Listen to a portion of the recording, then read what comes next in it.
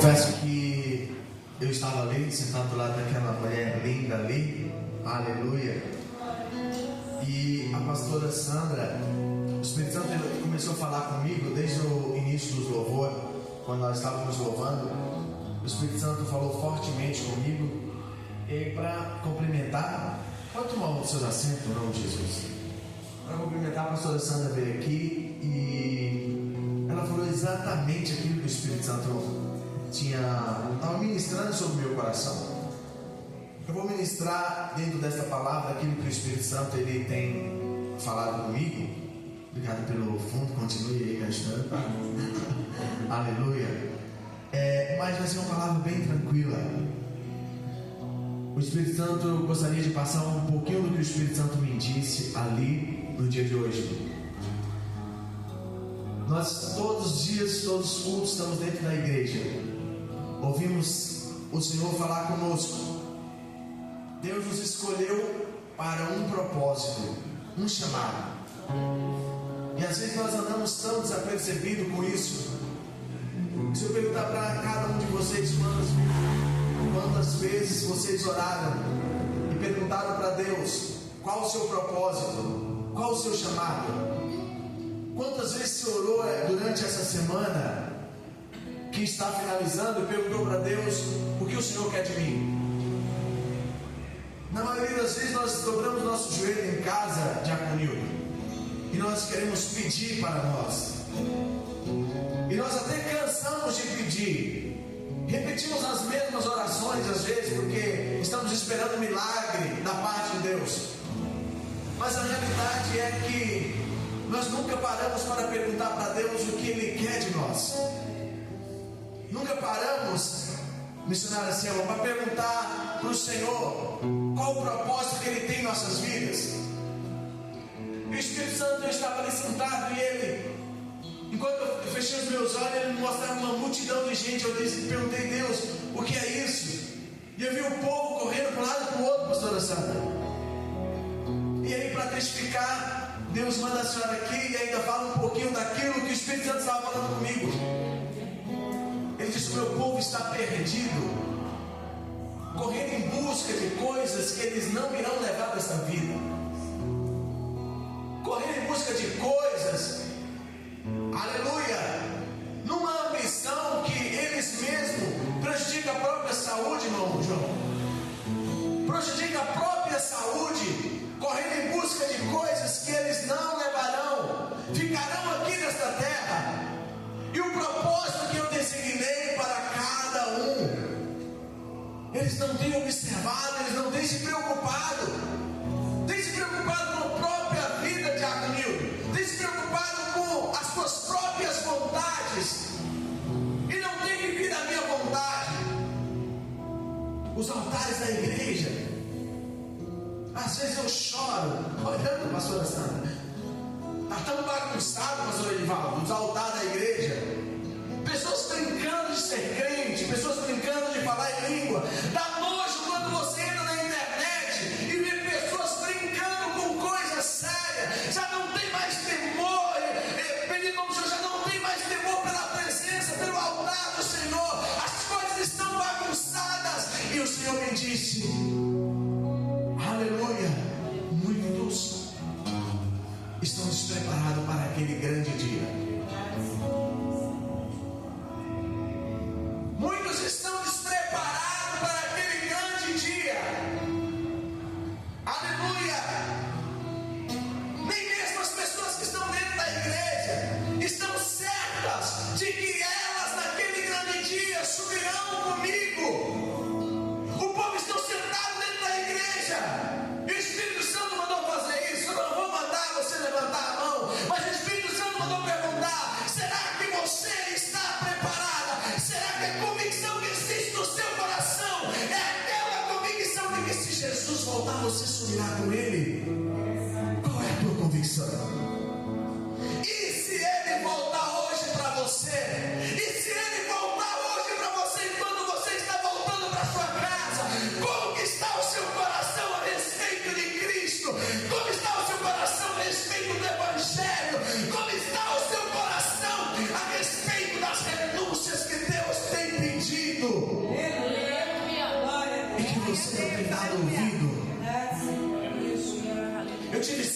visões da volta de Cristo, pastora Samuel. Nunca soube organizar elas. Eu tinha as visões, mas nunca soube organizá-las. Acho que quando a gente morava em Tapicirica da Serra ainda, faz acho que uns 10 anos atrás, uma das visões era sobre a pandemia. Eu não entendi direito as visões, mas eu andava sobre a cidade e eu via a cidade triste. Sabe aquele tempo nublado, chuvoso? A cidade estava triste. E aí algo me levava sobre a cidade na visão e eu ficava me perguntando: Deus, o que está acontecendo? Que tristeza é essa? E uma voz me dizia: o Brasil está em guerra. Eu passava nas portas das escolas e eu via carros de polícia parados, fazia aquela fila de viatura. Eu perguntava: mas o que está acontecendo? E a voz me dizia: o Brasil está em guerra.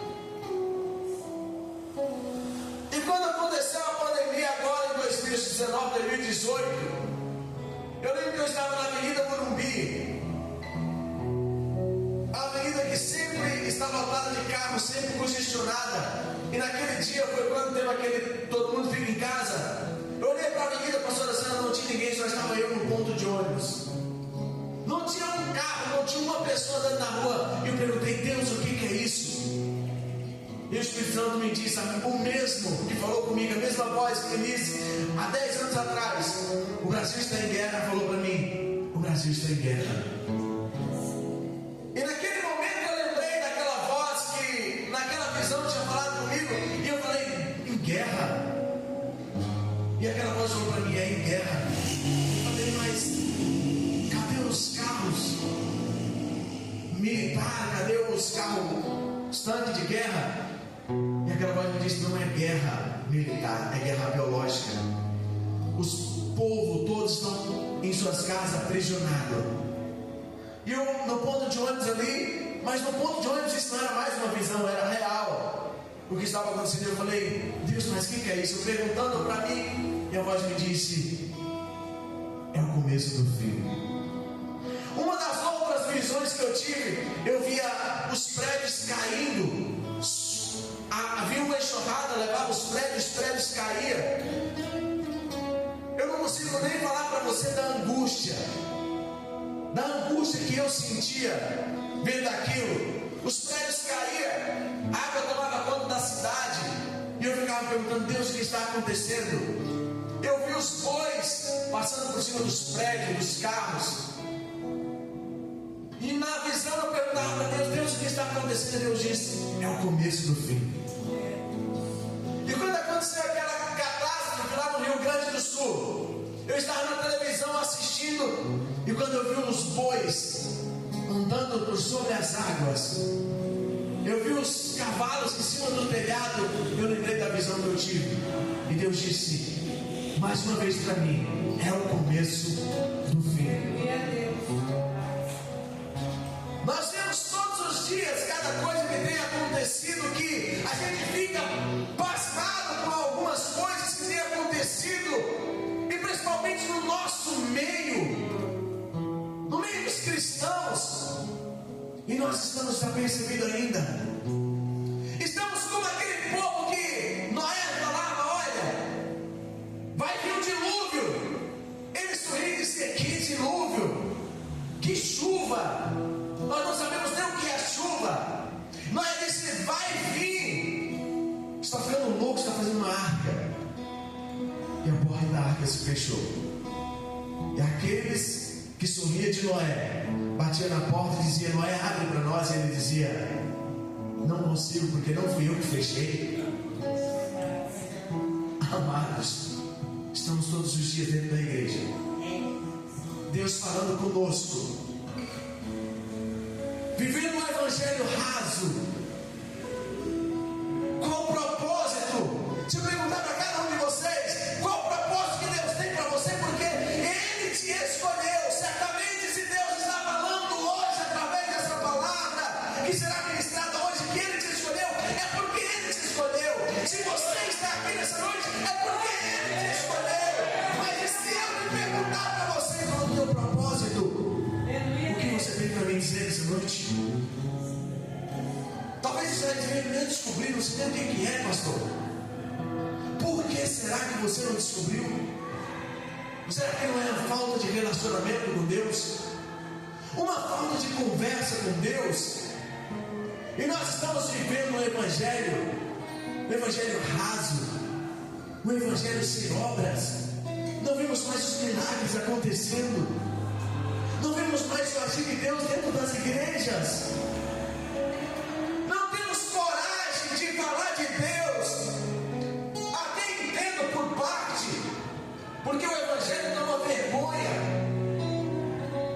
Não dá para convidar mais as pessoas para vir para a igreja, porque se você convidar para vir para a igreja, a primeira coisa que a pessoa vai pensar é que vai ter alguém aqui dizendo "Of the King, the best", não sei o quê. Já vai imaginar a cena, pastora Sandra? Eu vou para a igreja, para aquele lugar, para ouvir aquilo que eu ouvi na internet. Não dá mais. As pessoas já não acreditam mais no evangelho sério. E quer saber de uma coisa? Às vezes nós somos responsáveis por isso. Nós somos responsáveis por isso. Porque se orássemos mais, se buscássemos mais, se não orássemos para nós, Jaconildo, mas orássemos pela nossa nação, pelo nosso Brasil. Quantos de vocês oraram pela sua nação esta semana? Que isso, pastor? Mas eu, no meio dos irmãos milhões, a minha oração vai fazer a diferença. Oh, minha amada, oh, meu amado, se tu soubesse que a tua oração atravessa continentes, cidades, estados, se tu soubesse que a tua oração atravessa cortinas espirituais, atmosferas espirituais, para chegar até a Deus, você não limitaria ela no estado, no país, entre milhões de habitantes, você não limitaria ela. É porque você nunca estudou e entendeu como é que é a atmosfera espiritual. Como que a tua oração sobe para chegar até a Deus? Tu acha que as tuas orações ficam aqui jogadas no chão da igreja? Você acha que você está orando aqui, lançando palavras para o teu irmão ouvir? Não! A tua oração sobe como pétalas de ouro. Aleluia! Ela sobe, bendito o nome do Senhor, irmão Cristian.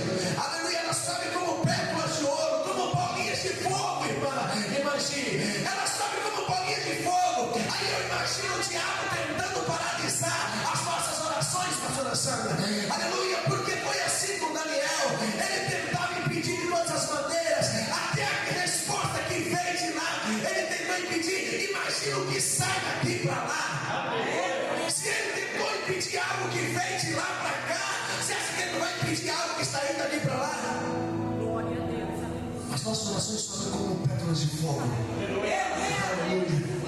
Imagina os demônios na atmosfera espiritual dizendo: não pode chegar. Ela está pedindo pelo filho dela, não pode chegar, paralisa aí. Imagina o pastor Edivaldo, o diabo dizendo: não, impede aí, não pode subir, derruba, porque ele está pedindo pela mãe dele, pelo filho dele, pelo neto dele, pelo pai dele, pelo irmão dele. Amaia, deixa eu falar uma coisa para você.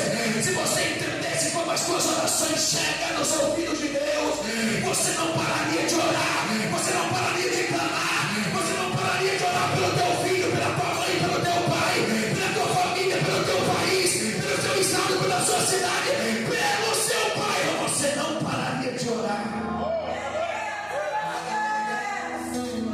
Se você conseguisse olhar no mundo espiritual e entender o poder da tua oração, você chegaria em casa hoje e falaria: eu não vou levantar enquanto eu não sentir que a minha oração chegou no trono de Deus, enquanto eu não sentir que ela chegou ao altar do Senhor, no seu alto e sublime trono. Sabe por que não recebemos? Porque nem sabemos orar, nem imaginamos como que a nossa oração chega. Será que, aleluia, será que Deus mudou? Ou será que é nós que precisamos entender mais sobre o mundo espiritual? Aleluia, glória ao Cordeiro de Deus. Glória a Deus, aleluia. perguntar para você: para quantas vidas você falou que essa semana que Cristo levou as suas dores, todas as suas dores, que Cristo morreu numa cruz para libertá-los? Para quantas vidas você falou durante esse mês, durante esse ano? Para quantas pessoas você falou? Você acha que Deus, Ele te chamou para você vir aqui sentar nos bancos da igreja, cantar os louvores? Aleluia! Você acha que Deus te chamou para você vir aqui ouvir o pastor Lantiel pregar, o pastor Edivaldo pregar, a pastora Sandra pregar? Você acha que Deus te chamou para isso? Teu evangelho é raso demais. Deus te chamou para orar na esquina, para orar dentro do metrô, para orar dentro do ônibus, na tua empresa. Deus te chamou para fazer o ir e cumprir o propósito dele. O que você tem feito? Aleluia. O que você tem feito? Aleluia. O Senhor colocou uma palavra no meu coração. Aleluia.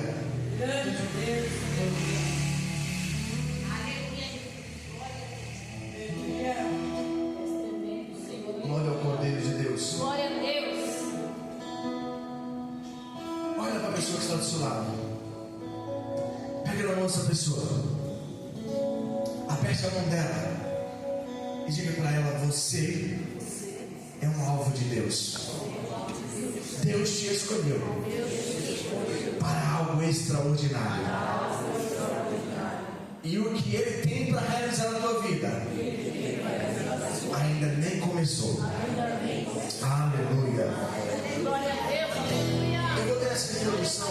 Nós vamos ler a palavra de Deus, que diz assim: Deus tem um alvo para cada um de nós. Em nossa caminhada de fé, muitas vezes nos deparamos com gigantes ou situações adversas que parecem impossíveis de vencer. Mas assim como Davi enfrentou o gigante Golias e venceu com a ajuda de Deus, ou como Acabe, que foi derrotado por flecha dirigida a uma brecha em sua armadura, podemos ver que Deus é soberano e Ele sempre tem planos perfeitos, até mesmo nas situações improváveis das nossas vidas. Aleluia! Eu gostaria de ter duas histórias. Uma delas é de Davi, e é como nos portamos diante de Deus, porque temos duas histórias que eu quero ler, que uma é sobre o chamado de Davi, a escolha de Davi. Davi era um alvo de Deus, e Deus tinha marcado Davi já para algo extraordinário. E mesmo esquecido, ou seja, como diz por muitos pregadores, e até eu já vi falar disso, menosprezado pela sua família, Deus ele enxergou Davi além do que os olhos humanos, os olhos de um profeta conseguem enxergar. Porque Deus tinha algo na vida de Davi, ele tinha um propósito, ele tinha um chamado. Ele era alvo de Deus, assim como nós somos. Em outra passagem nós vemos aqui também outro homem que era alvo de Deus, que era o rei Acabe. E há uma diferença entre esses dois, porque Davi era alvo de Deus para cumprir o chamado. Porque quando Deus chama Davi e ele manda o profeta Samuel ungir Davi como rei de Israel, imagina ungindo um menino, rei de Israel, irmão João. Rei de Israel, imagina alguém chegando na casa de alguém aqui do Zé Cícero e falando: olha, Deus mandou vir aqui ungir o Gustavo, ele será o presidente do Brasil. Imagina que loucura ele é. Imagina, não tem lógica isso, ungir um menino como presidente do Brasil, mas ainda é moço. Porque ainda não compreendemos os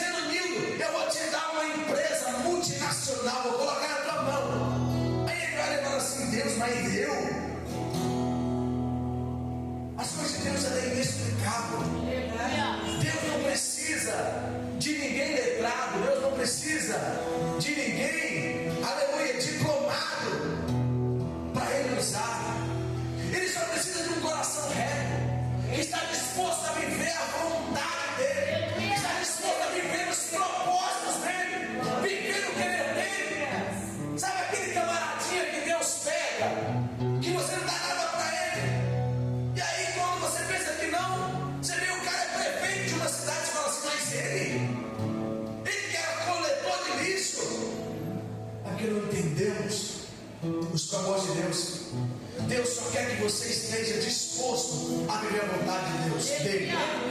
E sabe por que nós não alcançamos algumas coisas nas nossas vidas?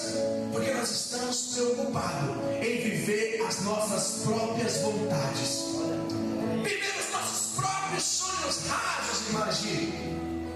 Nós queremos viver as nossas próprias metas e objetivos rasos, Anderson. E quando Deus está dizendo, ele nem imagina o que eu tenho para fazer na vida dele. Aleluia.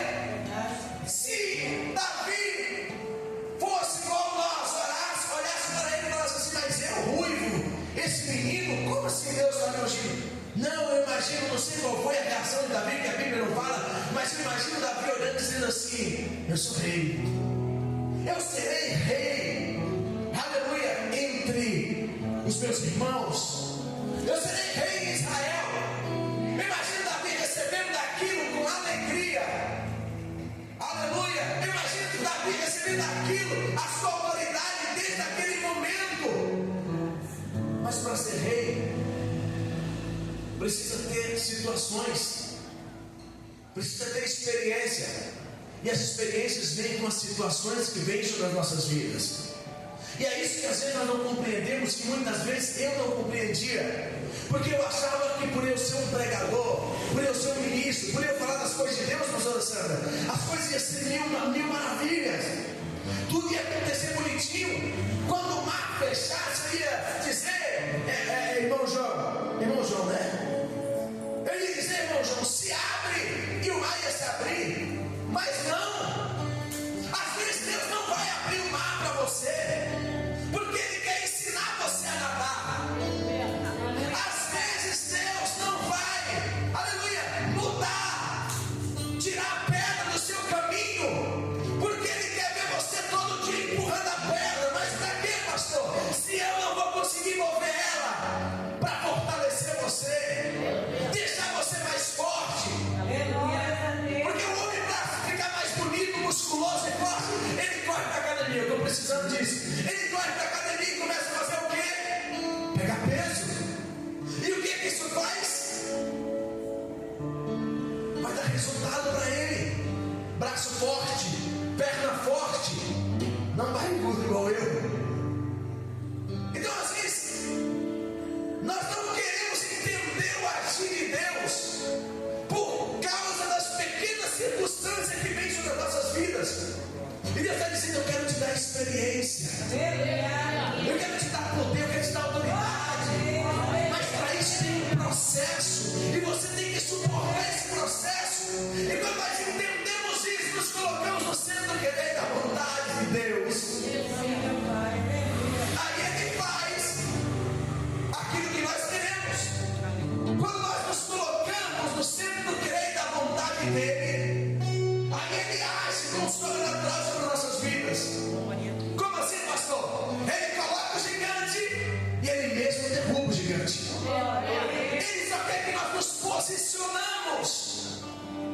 Então deixa eu dar um recado para você que nessa noite que entrou aqui disposto a ouvir o que Deus tem para falar contigo. Aleluia. Essa circunstância que talvez você está vivendo hoje é apenas Deus te preparando para algo extraordinário. Para quê, pastor? Aleluia. Para que amanhã eu possa exercer um chamado para Deus usando o meu testemunho. Porque uma coisa é você falar que para alguém que está com câncer, que ele pode ser curado, que existe um Deus que pode curar ele. Se você já passou por essa experiência. Outra coisa é você falar sem experiência. Você fala, mas sem propriedade. Talvez até com dúvida. Deus vai te curar, mas da boca para fora. E Deus está olhando para o seu coração dizendo, se você agir com fé, eu vou operar usando a tua vida. Mas a pessoa está lá dizendo, Deus vai te curar, Deus vai fazer isso, Deus vai operar na sua vida. Mas na verdade o coração dela está dizendo, e se Deus não fizer? Está igual aquela música, aquele louvor. E se Deus não fizer, e se Deus não quiser matar a Faraó, te levar para o deserto e te deixar só, e no meio dessa um exército inimigo quiser te afrontar, o que é que você faz? Questione ou adora, questione ou adora. Se ele nada fizer, mostre a sua fé. Questione ou adora. A dúvida toma conta do nosso coração e às vezes nós estamos profetizando, mas na verdade nosso coração está dizendo: e se ele não fizer? Eu te dei experiência para isso, para você falar. Deus não coloca um câncer em você e arranca para você simplesmente vir aqui na igreja e ficar contando testemunho. Deus coloca e tira para você encontrar alguém amanhã que está passando pelo mesmo problema, pelo mesmo processo, olhar para a pessoa e falar assim: o meu Deus me curou, e esse mesmo Deus é poderoso para tocar em você, arrancar o câncer pela raiz e mudar a tua história. As igrejas estão cheias de gente experiente, mas sem coragem de levar o evangelho. Está cheio de crente, cheio de poder, mas não tem poder dentro das igrejas. Não tem poder lá fora para exercer o chamado e dizer: ei, Jesus te ama, Jesus quer te salvar, Jesus quer te arrancar do pecado. Não temos esse poder lá fora. E Deus não precisa que você exerça esse poder somente aqui dentro. Na verdade, Ele não quer que você exerça isso somente aqui dentro. Ele quer que você exerce diante da circunstância que vai colocar na sua frente. Aleluia. E quando Ele colocar, não questione, apenas adore e diz para Ele: Senhor, se o Senhor colocou é porque o Senhor tem algo para operar aqui. Deus pega Davi com um chamado. Davi é alvo de Deus para algo extraordinário, porque Davi estava disposto a viver a vontade de Deus. E aí, quando nós vamos para a história de Acabe, nós temos aqui um rei, que era o rei de Israel, que outrora era portador da presença de Deus, mas se afastou do Senhor. Aleluia. Um rei orgulhoso, um rei que carregava dentro, no lugar que era de Deus, o Espírito de Deus, ele carregava o seu orgulho, massageava o seu ego por Jezabel, sua mulher. Ele começa a se afastar de Deus e a se envolver com idolatrias, coisas que desagradam o Senhor. Esse mesmo rei, Deus olha para ele, e assim como Davi, Deus diz: ei, Acabe, você é alvo meu. Quando eu te pegar, nós vamos acertar as contas. Diferentemente de Davi, que Deus olha para Davi e diz: aleluia. 1 Samuel capítulo 16. O Senhor disse a Samuel: até quando irá entristecer por causa de Saul? Eu rejeitei como rei de Israel. Encha o jarro com óleo e vá a Belém. Eu enviarei a Jessé. Escolhi um dos filhos dele para fazê-lo rei. Eu escolhi um dos filhos de Jessé, Samuel, para entregar uma responsabilidade, porque eu sei que ele está disposto a viver no centro do querer e da minha vontade. Eu sei que ele está disposto, Samuel, ele tem coragem para enfrentar circunstâncias que nem os irmãos dele têm. Eu escolhi ele. Aleluia. Vai lá e derrama sobre ele, aleluia, a minha presença, porque o azeite representa a presença de Deus.